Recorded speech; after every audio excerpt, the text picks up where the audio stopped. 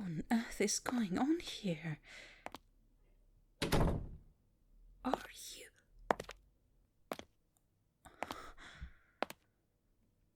How could you do this? How could you betray my trust so thoroughly? Are you torturing the prisoner without me? You promised we would do it together, darling. But don't you point that knife at me, dear. You know what that does to me. And unfortunately, you can't get out of this one by being so irresistible.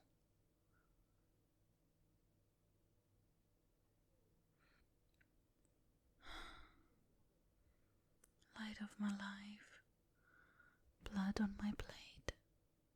Is something wrong? Well, I just had to wonder. Lately you've only shown a passing interest in anarchy and world domination. You've hardly touched that new demon summoning tome that I'd expressly stolen from the conservatory. And look at these glass sods embedded into the torso of our dear guest. It's so messy, so uninspired. That's your favorite part of the torture. Tell me, has something been ailing you? Oof. Boredom. A pain that plagues us all. And not even the good kind. Tell me, my nightshade blossom, my poisonous flower, my sweet, savage viper. What can I do to ease your mind? It worries me that you would so willingly let a prisoner go to waste. We could try killing each other. I know how you love that. It will be just like our wedding night. You can chase me around with your serrated, rusted blades, and I could suck pins and other sharp objects onto dolls marked with your hair and blood again. Or I could even learn a nasty curse or two. We've never tried that before. No? Not in the mood?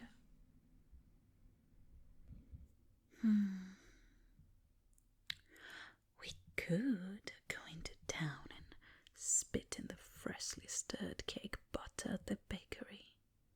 Maybe sprinkle in some dirt and refuse. We could have a laugh at those sad, filthy street urchin orphans, or go round pushing over the elderly at the nursing homes.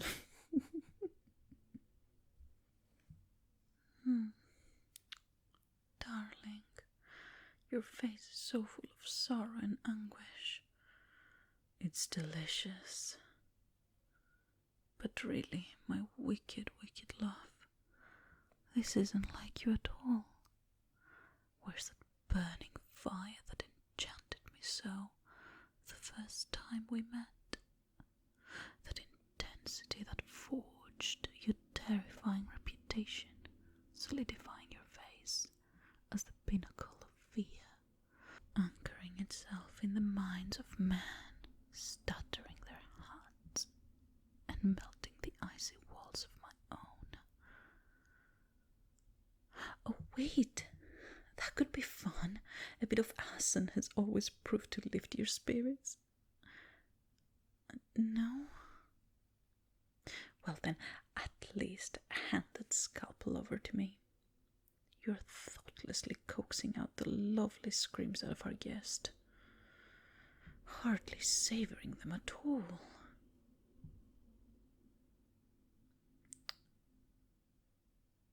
Dear, is there a possibility that mood is caused by me. Do you remember last week when we had the Lynns over for dinner and I had to handle the hysteric wife? She cried and cried over her partner's waning love and wandering eyes. Ruined the taste of the meal, by the way. The tears really oversalted her flesh. Is that the reason you've been so distant from me lately? Is there another? I'll kill them. I'll rip them apart, lip from limb, rend scotches from their flesh, and dedicate odes to you written in their blood. I'll offer up their still beating heart to you on a platter, paint my face in their gore, and lay their bones at your feet, that you may never have to soil your radiance on unworthy ground. I'd make you my god with a crown fashioned from the regrets and wails, christen myself with... Oh, that's not it. Oh. I'd still be up for those activities, though, if you'd like. Mrs. Lynn experienced true bliss before the fall of the blade, you know. Maybe I can replicate such a moment with you. She was overcome with affection and joy, recognizing her love for her spouse at the very end, when faced with death. But we've seen so much of him recently, and I fear he tires of our company.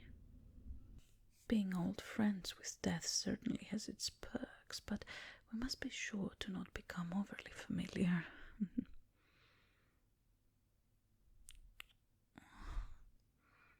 My corrupt rose, my unholy deity, my sinister heart, I beg of you, worsen my suffering in other ways. I can go on no longer knowing that I'm not the sole cause of your agony. Why do you feel you're bored? There lies in abundance a town full of warm bodies, sacrifices to our ritual villainies, fodder to our own diabolical whims. What more could you want? What more do you need?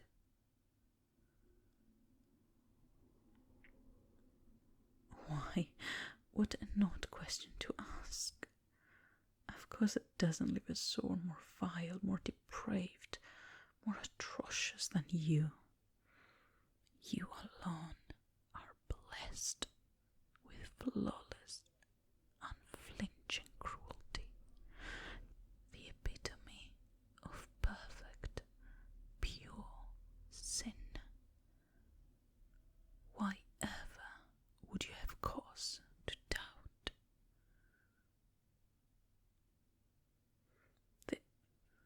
The wandering night. Surely you know your crimes far outshine the petty infractions of that fool, that fraud. You are transcendent, darling. Your malevolence is eternal. Hatred matched in intensity only by the burning love in my heart. That night is but a fleeting despot, soon to be lost to the desert of time and the morals of man. You are reviled, the last loathsome curse uttered by the failing breath of a dying man, the nightmare in the dark of which prayers can only dream of warding away. The wandering night is nothing. The death toll doesn't even come close to rivaling that of your own.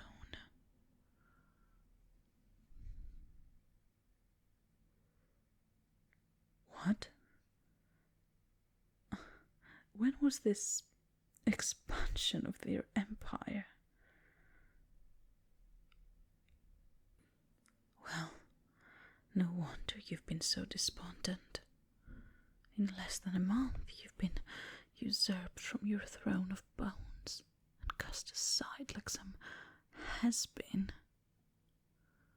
But, darling, my poor Darblade, my miserable, miserable knife, this self-pity is so pathetic. How dare you sully the person I've so irrevocably loved? You mock the nights I lay awake, longing for nothing more than the sound of sweet, venomous words from your lips. Mock every breath stolen from these helpless lungs by a mere glimpse of your face. Mock all the hours spent on my knees begging at a shrine of adoration built on the heels of my agony. My sole purpose to worship your every action. I will not be held culpable for this fall from one's blessed grace, this slow death of your essence, tantamount to sacrilege. This lamenting is unbecoming of you. The one I love would never so easily cower. They would never let the shallow misdeeds of some half-baked degenerate mar their spotless and shining renown. Are you not chaos reborn, despised heir of torment, envoy of dread? Then show me my ruthless saint, my vicious muse. Tell me exactly how you intend on sharpening your fangs and claws, on flaying the skin to ribbons of this wandering night. How you plan to reclaim your rightful title through bloodied hands and teeth.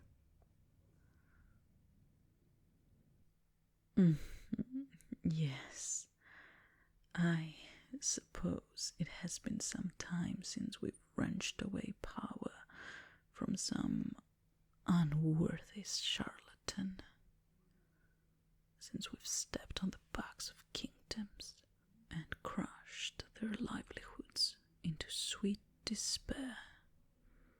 It certainly takes time, but what dissension into madness and baseness doesn't? Shall we storm the gates of the night's compound, eldritch terrors and man-made horrors in tow? Or shall we take our time, carving away at the empire piece by piece, bit by bit, until even the cruel bite of scavengers on the carrion of their hubris will offer no reprieve? I can think about 1,000 ways to begin their torture, 1,000 ways to reap free retribution for their transgressions, of which no form of excruciating atonement shall ever forgive, 1,000 ways through which I will surely fall more deeply in love with you, my perfect menace. But I care only for your wishes, your desires. We'll excise this blight from the face of the earth, this affront to true depravity, of which we hold sacred as unassailable truth, and honor through immutable faith. Together, as all things should be done.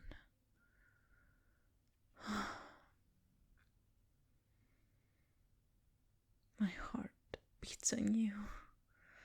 What creativity, what inspiration! A true disciple to the divine art of brutality and savagery. My callous sage, my crushing darkness. I believe you simply outdone yourself with this ambitious plan. If there ever existed a doubt in my mind of your resolve, allow me to extricate myself from these deplorable, useless thoughts, and offer you only the purest of my devotion. Let us begin the execution of this ingenious plan very soon. The funds, the intel, the bodies, they will all prove difficult to obtain, particularly for the beautiful, heinous purposes you have in mind. But I can't wait to see the world awash in the light of your brilliance, honored to bask in your presence and exist in the same time as you. No, the same age, for your plans surely portend a coming era defined by your rotten ideals. But that can wait until tomorrow. Today will only be a day of torture, blood, prolonged death, and other such romantic pursuits. I do believe our guest longs for our attention to return to them.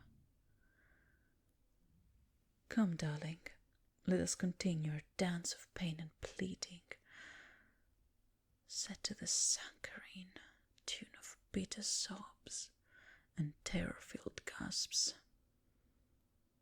When we're through, when your weary mind tires of this activity, we'll retreat to the blissful, abyssal darkness of sleep, lying in wait to claim our night through soothing nightmares and calming screams. I've choked your pillow with the tears of widows and perfumed our chambers with flowers plucked from freshly dug graves, just as you like it. You deserve this, my love, my darling, my tyrant, ruler of all that I am. You deserve everything wonderfully diabolic the world has to offer to your black heart. And